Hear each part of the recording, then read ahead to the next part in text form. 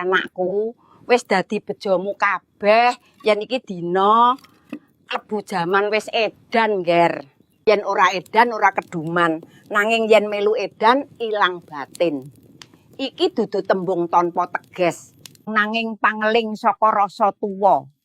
Yen donya iki wis kebalik rasa lan tata. Sing salah diangkat, sing bener dikucilake, sing jujur dianggep bodho, sing licik malah digugu.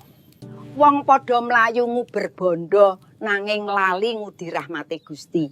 Wong padha golek kamulyan nanging ilang tata lan pakurmatan. Jaman wis edan.